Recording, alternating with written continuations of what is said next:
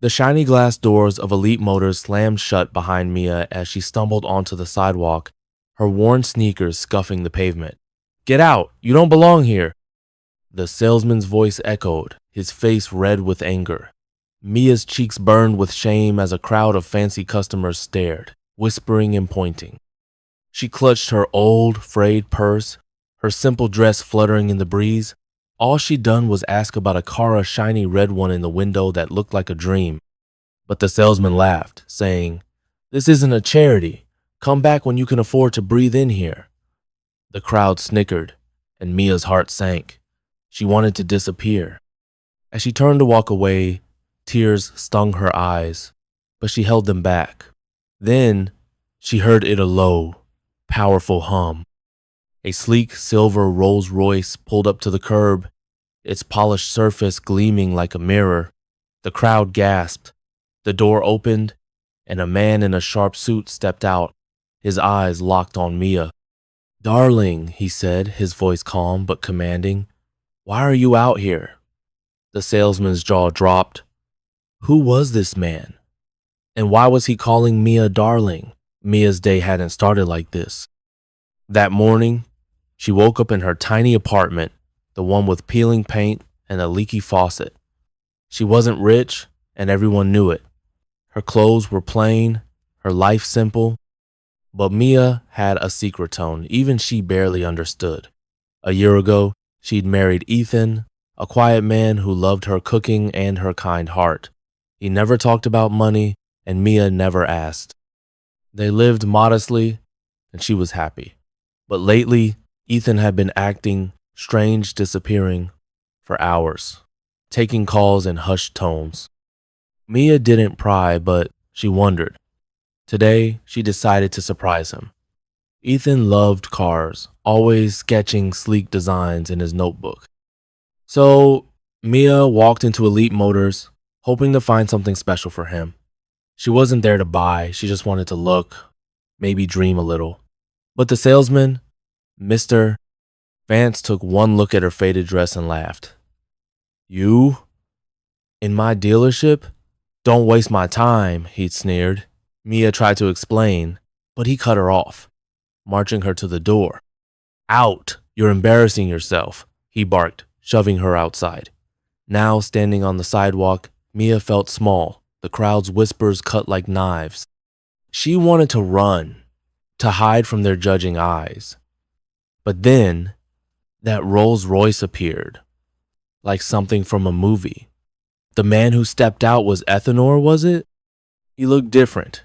His usual casual jeans replaced by a tailored suit, his eyes sharp and intense. The salesman, Mr. Vance, froze, his face pale. "Sir, two didn't know," he stammered, but Ethan ignored him, walking straight to Mia. He gently took her hand, his touch warm and steady. "Are you okay?"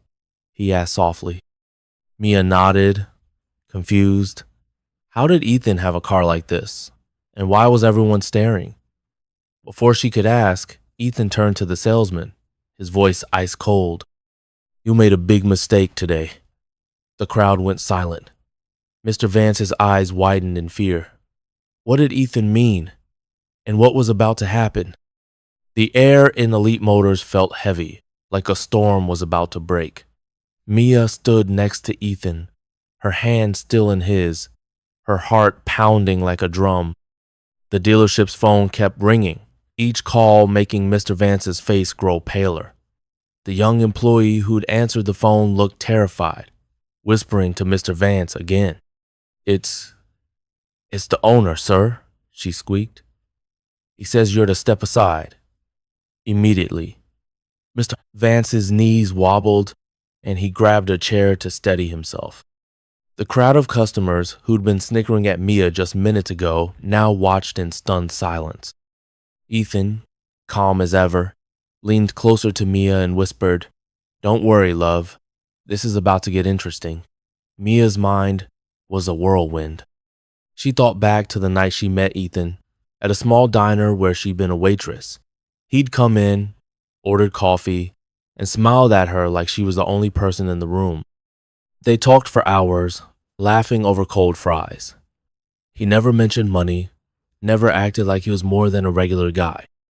But now, standing in this fancy dealership with a Rolls Royce parked outside, Mia wondered what she really knew about her husband.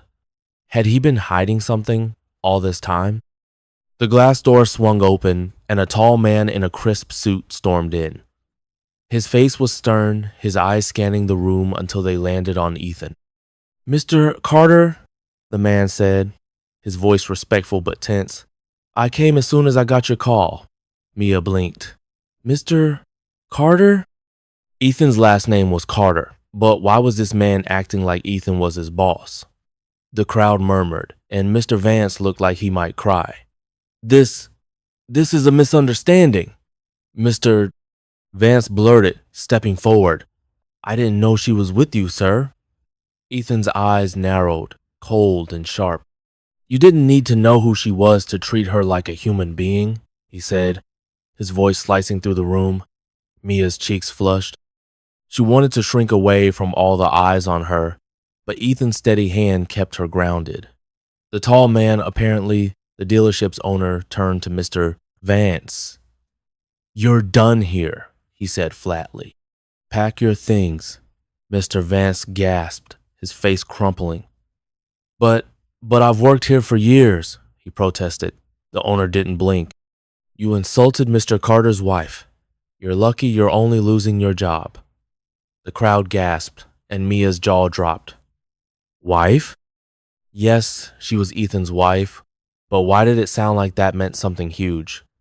She looked at Ethan, searching for answers, but he just squeezed her hand and gave her a small, mysterious smile. Then he turned to the owner. "The red car," Ethan said, nodding toward the shiny vehicle Mia had admired. "Wrap it up. It's hers." Mia's heart stopped. Hers? She couldn't afford a car like that. Before she could protest, a loud crash came from outside. Everyone turned to the windows. Another Rolls-Royce Black this time had pulled up, but it wasn't alone. A tow truck screeched to a halt, and something was being unloaded. What was happening now? The crash outside Elite Motors sent a jolt through Mia's body. Her eyes darted to the windows, where the crowd was already pressing against the glass, gasping and pointing. The black Rolls-Royce gleamed under the midday sun, but it was the tow truck beside it that stole the show.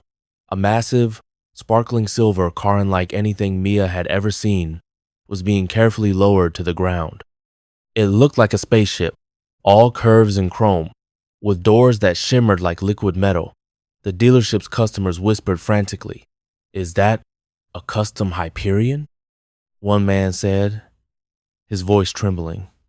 Mia didn't know what a Hyperion was, but the way everyone stared made her stomach flip. Ethan's grip on her hand tightened, and she caught a glint of amusement in his eyes. What was he planning? Inside, the air was thick with tension. Mr. Vance, still reeling from being fired, stood frozen, his face a mix of shock and dread. The dealership owner, Mr. Vance Harlow, wiped sweat from his brow, his eyes flicking nervously between Ethan and the scene outside. "Mr. Carter, I assure you, we'll make this right." "Mr. Harlow stammered, but Ethan didn't respond. Instead, he turned to Mia, his voice soft. "Do you like surprises, darling?" Mia's mouth went dry. She nodded, but her heart screamed, "What's going on?" She thought back to their quiet life movie nights on their lumpy couch, walks in the park with their rescue dog Max. Ethan had always been her rock, but this Ethan felt like a stranger. A powerful, mysterious stranger. Earlier that day, before Mia had even left for the dealership, she'd found something odd in Ethan's jacket pocket, a business card with no name, just a gold emblem and a phone number. She'd brushed it off, thinking it was nothing. But now, watching Ethan command the room like a king, she wondered if that card held the key to his secret. Had he been hiding a whole other life? The thought made her chest ache, but there was no time to dwell. The tow truck's engine roared, and the silver car was now parked right in front of the dealership, dwarfing the Rolls Royces beside it. A man in a black suit stepped out of the tow truck, holding a sleek black folder. He walked straight to Ethan and handed it over, bowing slightly. "As requested, sir," the man said. Ethan opened the folder, glanced at the papers inside, and smiled. "Perfect," he said, then turned to Mia. "This one's for you, too." Mia's eyes widened. Another car? She could barely process the red car he'd just claimed for her. And now this? The crowd buzzed, and Mr. Harlow looked like he might faint. Mr. Vance, still lingering, muttered, "This is impossible." But no one paid him any mind. Ethan handed Mia the folder, and she peeked inside. Her breath caught. It wasn't just a car title, it was a deed. A house? A mansion? She couldn't tell, but the numbers and fancy words made her dizzy. Before she could ask, Ethan's phone buzzed.